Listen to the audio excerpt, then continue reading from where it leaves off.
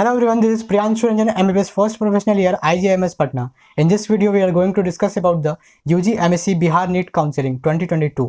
तो जैसा कि आप सभी को पता ही होगा कि जो बिहार नीट की जो काउंसलिंग है उसका जो ऑफिशियल डेट है वो आ गया है। आप सभी ने अगर मेरा टेलीग्राम चैनल ज्वाइन नहीं किया है तो ज्वाइन कर लीजिए, क्योंकि काउंसलिंग रिलेटेड जो इन्फॉर्मेशन है वो मैं पहले टेलीग्राम पर डाल देता हूँ, क्योंकि मैं भी अभी कॉलेज का फर्स्ट ईयर स्टूडेंट हूँ, तो मुझे भी काफ़ी कम टाइम मिलता है वीडियोज़ बनाने के लिए। तो इसीलिए जो मैं इन्फॉर्मेशन है वो मैं पहले टेलीग्राम पर डाल देता हूँ, उसके बाद मैं आ करके वीडियो में एक्सप्लेन भी कर देता हूँ। तो अगर आप चैनल पे नए हैं तो चैनल को सब्सक्राइब भी कर लीजिएगा, क्योंकि बिहार नीट काउंसलिंग के रिगार्डिंग सारा का सारा इन्फॉर्मेशन है आपको मेरे चैनल पे मिलेगा। तो बिना देरी के वीडियो को स्टार्ट कर लेते हैं। जैसा कि आप सभी अपने स्क्रीन पर देख सकते हैं, गवर्नमेंट ऑफ बिहार BCECE और UG MSc काउंसलिंग के लिए आप देख सकते हैं for MBBS BDS BVSC and AH in government dental and Bihar veterinary college and private medical and dental college. Means यहाँ पे जो काउंसलिंग होगी UG MSc की, वहाँ पे आपको कौन कौन से कोर्सेज़ की काउंसलिंग होगी इसका आपको आइडिया लग गया। ये नोटिस का आप डेट भी देख सकते हैं। और नोटिस क्या है, चलिए अब इसको मैं आप सभी को एक्सप्लेन कर देता हूँ। एक मैं आप सभी के सामने एक समराइज जो इन्फॉर्मेशन है उसको मैं आप सभी को एक्सप्लेन करूँगा। तो जैसा कि आप सभी अपने स्क्रीन पर देख सकते हैं, आपको यहाँ पर देखने मिल जाएगा, online application form are invited from qualified eligible and interested NEET UG candidates 2022 for appearing in UG MSc counseling in order to select candidates for admission to the first year UG medical counseling MBBS BDS के लिए। Means ये simple सा invitation है आप सभी के लिए कि आप सभी अब काउंसलिंग के लिए पार्टिसिपेट कर सकते हैं। फिर नीचे आप देख सकते हैं यहाँ पर जितने भी बिहार के मेडिकल कॉलेजेस है जहाँ जहाँ MBBS का कोर्स होता है उसका लिस्ट दिया हुआ है। ये MBBS वाला हो गया। फिर आपको यहाँ पे BDS का भी जो कोर्स है वो आपको यहाँ देखने मिल जाएगा। फिर यहाँ पे आपको यहाँ पे वेटनरी का जो कोर्स है वो आपको यहाँ पर देखने मिल जाएगा। मीन्स एक ही कॉलेज है वेटनरी का और एक ही कॉलेज है आपको BDS का भी। और आपको एक और मैं बता दूँ, जो टोटल 11 कॉलेजेस हैं MBBS का, और ये ESIC जो कॉलेज मेडिकल कॉलेज ये जो है वो पिछले साल खुला है। मीन्स 2021 से जो बैचेस हैं इसमें जा रहे हैं। फिर बात कर लेते हैं प्राइवेट मेडिकल कॉलेजेस का। तो प्राइवेट मेडिकल कॉलेज का भी आप लिस्ट जो है वो देख सकते हैं। ये सारे जो कॉलेजेस हैं यहाँ MBBS की पढ़ाई होती है, और ये सारे जो कॉलेजेस हैं वो यहाँ पे BDS की पढ़ाई होती है। BDS का काफ़ी सारा प्राइवेट कॉलेज है बिहार में, और एक ही सिर्फ और सिर्फ सरकारी कॉलेज है। फिर बात कर ले एलिजिबिलिटी के बारे में, जो पॉइंट नंबर C है। तो एलिजिबिलिटी को जानने के लिए आपको जो बिहार UG MSc का जो प्रॉस्पेक्टस है उसको जाकर के आपको देखना पड़ेगा। जब आप BCECE के साइट पर जाएंगे तो आपको लेफ्ट साइड में UG MSc का जो प्रॉस्पेक्टस है उसको जाकर के पढ़ना होगा अपनी एलिजिबिलिटी को देखने के लिए। फिर अगला पॉइंट देख लेते हैं, जो सेकंड पॉइंट है उसके बारे में। यहाँ पर आप सभी को प्रोसीजर दिया हुआ है कि आप कैसे कैसे जो है वो आप अप्लाई कर सकते हैं काउंसलिंग में पार्टिसिपेट करने के लिए। उन सारे स्टेप्स को चलिए हम लोग एक बार डिस्कस कर लेते हैं। तो जो सबसे पहला स्टेप होगा आप सभी के सामने वो रजिस्ट्रेशन का होगा। रजिस्ट्रेशन में आप सभी को क्या करना है, रजिस्ट्रेशन में आप सभी को सबसे पहले अपना नीट UG का जो रोल नंबर है उसको वहाँ पर फिल करना पड़ेगा। फिर उसके बाद आप सभी को वहाँ पर डेट ऑफ बर्थ को फिल करना पड़ेगा। फिर ईमेल ID, मोबाइल नंबर। और ईमेल ID के बारे में मैं आप सभी को बता दूँ, आपको अपना ईमेल ID जो है वो अच्छे से फिल करना है। मीन्स आपको ऐसा ईमेल को फिल करना है जो आपका पर्सनल ईमेल ID हो, और जो ईमेल आपके पास 24/7 अवेलेबल हो। ऐसा ना हो कि आप किसी और का ईमेल जो है वहाँ पे फिल कर दें और बाद में आपको परेशानी होने लगे। क्योंकि मैं आप सभी को बता दूँ, ईमेल जो है एक बार आपने जो फिल कर दिया वो चेंज नहीं होगा। पूरा का पूरा इंटायर काउंसलिंग जो है वो आप सभी का वही ईमेल रहने वाला है। ठीक है, तो इसलिए मैं बोल रहा हूँ ईमेल आप बहुत ध्यान से फिल कीजिएगा। आप जो भी ईमेल फिल करें आपको उसका पासवर्ड जो है वो याद होना चाहिए। जो भी आप मोबाइल नंबर रजिस्टर कराएंगे वो नंबर जो है वो आपके पास अवेलेबल होना चाहिए। आप यहाँ पर देख सकते हैं लिखा हुआ है, email ID can not be changed in the whole process of UG MSc 2022 counselling in any circumstances. किसी भी कंडीशन में आपका जो ईमेल एड्रेस है वो चेंज नहीं किया जाएगा। इवन मैं आपको ये भी बता दूं कि आपका जो ईमेल एड्रेस होगा वही आपका जो है ना वो यूज़र नेम भी रहने वाला है। तो आप बहुत ध्यान से अपना ईमेल एड्रेस है उसको फिल कीजिएगा। फिर आप नीचे यहाँ पर देख सकते हैं पॉइंट नंबर 2 यानी कि स्टेप नंबर 2। उसके बाद आप सभी को यहाँ पर अपना पर्सनल इन्फॉर्मेशन है उसको फिल करना है। पर्सनल इन्फॉर्मेशन जब आप फिल कर लेंगे तब आपको यहाँ पर अपना जो फोटो और सिग्नेचर है उसको अपलोड करना है। फ़ोटो आप वही अपलोड कीजिएगा जो कि आपने नीट के एप्लीकेशन फॉर्म में अपलोड किया था, जो कि आपका नीट का एडमिट कार्ड में था। और उस फोटो का कम से कम आप समझिए 20 जो कॉपी है वो भी बनवा लीजिएगा। मीन्स आपके पास 20-25 जो फोटोग्राफ होना चाहिए आप सभी का पासपोर्ट आपके पास प्रेजेंट। फिर नीचे देख लेते हैं स्टेप 4 देख सकते हैं। स्टेप 4 में आप सभी को अपने क्या करना है, एजुकेशनल इन्फॉर्मेशन है 10th और 12th का जो भी वो मार्क्स पूछेंगे आपको उसके अकॉर्डिंग उसको फिल करना है, जो भी आपका एजुकेशनल इन्फॉर्मेशन रहेगा। पॉइंट नंबर 5, लेकिन यहाँ पे देखिए लिखा हुआ है स्टेप 6। ये मिसप्रिंट है, कोई दिक्कत की बात नहीं है। फिर आप देख सकते हैं यहाँ पे आपको अपना एप्लीकेशन फॉर्म में उसको प्रीव्यू करने का ऑप्शन मिलेगा। प्रीव्यू में आप सभी जो भी अपना स्टेप 1, स्टेप 2, स्टेप 3 में जो फिल किया है वही सब चीज़ आपको देखने मिलेगा। अगर आपको कोई मिस्टेक लगता है कि मैंने ये चीज़ गलत फिल कर दिया तो वहाँ पर आप सभी को बैक करने का जो ऑप्शन है वो आप सभी को मिलेगा। फिर जब आप बैक कर लेंगे तो वहाँ पर जाकर के आप जो है एडिट कर सकते हैं। जो भी आपने जो गलत चीज़ फिल किया है उसको आप वहाँ जाकर के एडिट कर सकते हैं। जब आप वहाँ से एडिट कर लेंगे तो आपको क्या करना है, प्रोसीड टू पेमेंट की तरफ चलना है।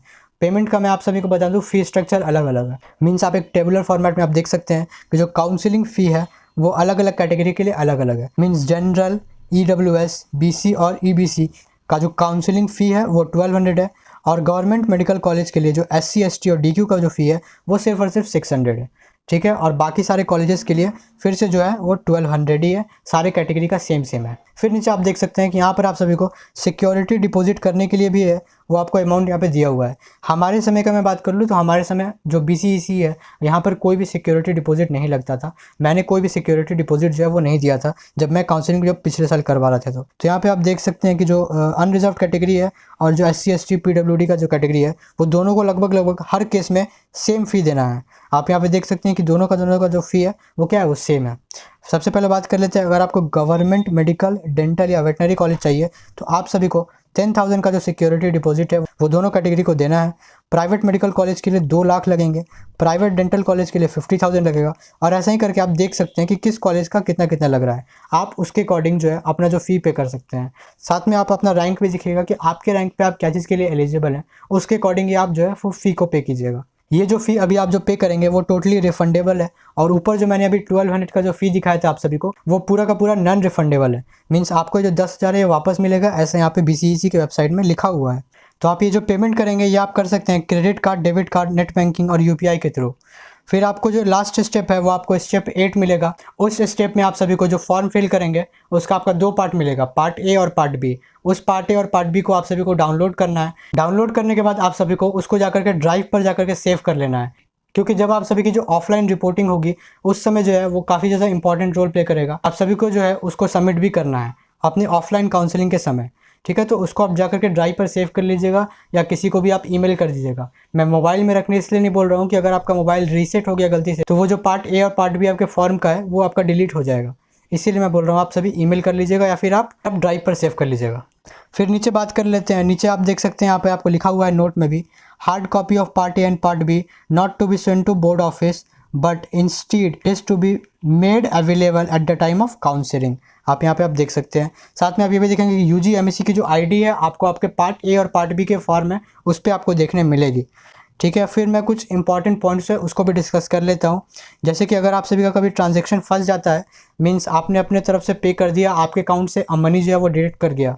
मैं सपोज कर लेते हैं आप सभी ने जो है वो 10,000 का जो अमाउंट है वो पे किया, आपके अकाउंट से जो मनी है वो डिडक्ट हो गया, लेकिन जो है वो आपके एप्लीकेशन फॉर्म पे दिखा नहीं रहा है कि आपका फॉर्म जो है वो सबमिट हुआ है। मीन्स एप्लीकेशन फॉर्म में आप सभी को अभी भी जो पेमेंट का ऑप्शन है वो आप सभी को मांग रहा है।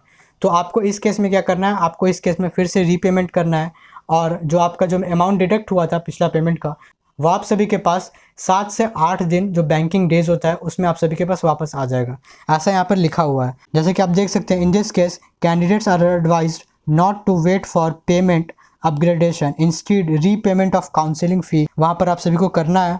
और आप वहाँ पर देख सकते हैं कि ऑटोमेटिकली आपका जो पेमेंट फंसा था जो रिफंड हो जाएगा आपका 7 से 8 बैंकिंग वर्किंग डेज में। फिर इसके बाद एक और पॉइंट है, पॉइंट नंबर H। आप देख सकते हैं कि जो आप सभी का जो काउंसलिंग होगा फर्स्ट राउंड और सेकंड राउंड का वो आप सभी का ऑनलाइन हो रहा है, लेकिन जो आप सभी का मॉप अप राउंड होगा और उसके बाद जो स्टे वैकेंसी राउंड होगा वो आप सभी का ऑफलाइन होगा। तो आप सभी इस बात का भी ख्याल करेंगे कि अभी आप सभी को जो चॉइस फिलिंग और रजिस्ट्रेशन का मौका मिल रहा है वो आप सभी को मॉप अप राउंड में ऑफलाइन मोड में मिलेगा। ठीक है, अभी हम लोग फर्स्ट राउंड और सेकेंड राउंड में हैं। फिर बात कर लेते हैं पॉइंट नंबर I का। तो आप यहाँ पर देख सकते हैं कि जो BCEC का जो बोर्ड है वो कोई भी फ़ी स्ट्रक्चर रिलेटेड कोई भी कॉलेज का जो है उसको लेकर के आप सभी को कोई भी एंटरटेन नहीं करेगा। अगर आपको फ़ी स्ट्रक्चर से दिक्कत है तो आप उस मेडिकल कॉलेजेस को चॉइस में रखिए ही मत, ऐसा इनका कहना है। ये आपकी कोई भी क्वेरी रिगार्डिंग फ़ी स्ट्रक्चर वो सॉल्व नहीं करेंगे। फिर पॉइंट नंबर आप J देख सकते हैं। पॉइंट नंबर J में लिखा हुआ है कि अगर आप सभी ने अपना जो फोटोग्राफ है या फिर अपने आप सभी का जो कुछ डिटेल है वो गलत भरा गया है तो इसके रिगार्डिंग आप क्या कर सकते हैं, इसके रिगार्डिंग आप सभी को एक स्पेसिफिक डेट दिया जाएगा, उस दिन आप अपना जो फॉर्म का जो करेक्शन है वो आप कर सकते हैं। फिर उसके बाद नीचे लिखा हुआ है पॉइंट नंबर आप देख सकते हैं, पॉइंट नंबर M में देख सकते हैं आप कि mop up round will be offline, जिसमें आप सभी को फिर से फ्रेश रजिस्ट्रेशन और फिर से फ्रेश सबमिशन ऑफ फॉर्म का मौका दिया जाएगा। फिर नीचे आप एक और कुछ इंपॉर्टेंट पॉइंट देख सकते हैं कि जो आपका सारा सर्टिफिकेट है वो इंग्लिश लैंग्वेज में होना चाहिए। अगर कोई भी सर्टिफिकेट आप सभी का रीजनल लैंग्वेज है तो उसका इंग्लिश कॉपी होना बहुत ज़्यादा ज़रूरी है। तो मैं आप सभी को बता दूं, अगर आप सभी का सर्टिफिकेट हिंदी में भी है तो इसके लिए आप सभी को घबराना नहीं है, ठीक है। क्योंकि मैं आप सभी को बता दूं, ये लिखा हुआ है यहाँ पे कि रीजनल लैंग्वेज में नहीं होना चाहिए कोई भी सर्टिफिकेट। तो हिंदी एक रीजनल लैंग्वेज नहीं है, वो एक नेशनल लैंग्वेज है, ठीक है। मेरा भी सर्टिफिकेट हिंदी में ही था। तो इसके बाद बात कर लेते हैं थर्ड पॉइंट का। तो थर्ड पॉइंट में ये लिखा हुआ है कि जो भी DQ कैंडिडेट्स हैं उनको जो सर्टिफिकेट, अपना जो डिसेबिलिटी का जो सर्टिफिकेट है उनको उन्हीं जगह से बनाना है जहाँ पर मेंशन किया गया है। मींस जब आप BC ECE का जब प्रोस्पेक्टस पढ़ेंगे UG MSc का, तो आप वहाँ पर जाकर के पढ़ सकते हैं। वहाँ पे सारे मेडिकल कॉलेजेस का नाम दिया हुआ है और कौन सी डिफॉर्मिटी के लिए कौन मेडिकल कॉलेज जाना है वो भी वहाँ पर मेंशन किया हुआ है। फिर बात कर लेते हैं कुछ इंपॉर्टेंट जो डॉक्यूमेंट्स हैं आप सभी के इसके लिस्ट के रिगार्डिंग। हालांकि कुछ और भी डॉक्यूमेंट्स हैं जो कि अभी ऐड अप होंगे, जैसे कि आप सभी का फॉर्म का part A and part B इसमें ऐड होगा जो कि काउंसलिंग के समय चाहिए। फिर आप सभी को एक बायोमेट्रिक का भी जो चेक स्लिप होता है वो भी चाहिए होगा, वो आप सभी को मिल जाएगा काउंसलिंग के समय। आपको उसके लिए घबराना नहीं है। डॉक्यूमेंट्स के रिगार्डिंग मैं आप सभी को एक वीडियो बना करके दूंगा अच्छे से, तो उसके लिए आप सभी को ज़्यादा सोचना नहीं है। फिर आप नीचे देख सकते हैं कि आपको इंपॉर्टेंट जो डेट्स है काउंसलिंग की इसके भी रिगार्डिंग दिया हुआ है। आप देख सकते हैं कि स्टार्ट हुआ ये फॉर्म फिलिंग 14 तारीख से और चलेगा ये 20 तारीख तक, और 21 तारीख को आपको फॉर्म का एप्लीकेशन फॉर्म का जो एडिटिंग है उसको आपका ऑप्शन मिलेगा। मीन्स आप ऐसे बोल सकते हैं कि जो करेक्शन करने का जो डेट है वो 21 तारीख का डेट है। फिर आप देख सकते हैं कि 23 तारीख को आप सभी का रैंक कार्ड भी आएगा और 23 तारीख को आप सभी का जो है वो चॉइस फिलिंग का जो प्रपोज डेट है वो भी है। मीन्स हो सकता है कि आप सभी का जो चॉइस फिलिंग है वो 23 तारीख से ही स्टार्ट हो जाए। हालांकि मैं अपने एक्सपीरियंस से बताऊं तो काउंसलिंग में थोड़ा बहुत तो डिले होगा ही, तो 23 से तो लगभग चांस मुझे बहुत कम लगता है कि इतना टाइमली तो कभी UG MSc का जो काउंसलिंग है वो चला नहीं है, तो डेट थोड़ा सा तो आगे पीछे होके रहेगा। बात कर लेते हैं फिर अगले पॉइंट का। अगले पॉइंट में आप देख सकते हैं यही चीज़ लिखा हुआ है कि जो राउंड 1 और राउंड 2 की जो काउंसलिंग है वो ऑनलाइन मोड में होगी, वो BC ECE UG MSc के वेबसाइट से होगी। लेकिन जो इसके बाद मॉप अप राउंड की काउंसलिंग होगी वो प्रॉपर ऑफलाइन होगी और उसमें आप सभी को फिजिकली जाकर के अपनी काउंसलिंग है वो करवानी पड़ेगी। तो ओवरऑल अगर मैं समराइज़ कर दूँ पूरे के पूरे टॉपिक को, तो मैं आप सभी को ये बता देता हूँ कि आप सभी को अपना फॉर्म अच्छे से फिल करना है, अपना ईमेल एड्रेस को अच्छे से रखना है, अपना रजिस्टर्ड मोबाइल नंबर को भी ध्यान से रखना है। कोई भी इन्फॉर्मेशन अगर आएगी तो आपके रजिस्टर्ड ईमेल पे आएगी, आपके रजिस्टर्ड मोबाइल नंबर पे आएगी। और जो आप सभी अपना फ़ोटो और सिग्नेचर जो अपलोड करेंगे उसको भी आप सभी को अच्छे से फिल करना है। अपना सिग्नेचर जो हिंदी सिग्नेचर होगा उसको अच्छे से ध्यान से याद रखना है कि आपको वहीं जा करके जब आपकी ऑफलाइन रिपोर्टिंग होगी तो आपको अच्छे से हिंदी सिग्नेचर करने आना चाहिए। फिर आप सभी जो फ़ोटो अपलोड करेंगे वही फ़ोटो होना चाहिए जो आप सभी के नीट एप्लीकेशन फॉर्म में जो आपने अपलोड किया था, जो कि आप सभी के एडमिट कार्ड पे भी था। और जैसा कि मैंने आप सभी को बताया कि डॉक्यूमेंट्स के रिगार्डिंग अभी आप सभी को ज़्यादा चिंता नहीं करना है। जितने डॉक्यूमेंट्स अभी आप सभी को मैंने दिखाया उतना तो डॉक्यूमेंट्स आप सभी को रखना ही रखना है। और उन सारे डॉक्यूमेंट्स का आप एक और काम कर सकते हैं, PDF बना करके ड्राइव पर अपलोड कर दीजिए, ताकि एक जगह तो वो कम से कम सेव रहेगा। साथ में आप डिजी लॉकर पर भी जाकर के अपने जो डॉक्यूमेंट्स है वो भी वहाँ पर जाकर के आप इशू कर सकते हैं डिजी लॉकर पर, तो वहाँ पर भी डॉक्यूमेंट्स आप सभी के सेफ रहेंगे। लेकिन फिर भी मैं डॉक्यूमेंट्स के रिगार्डिंग एक अच्छे से फ्रेश वीडियो लेकर के आऊँगा कि फाइनली आप सभी को क्या क्या जो चीज़ें हैं वो चाहिए होंगी ऑफलाइन काउंसलिंग के टाइम।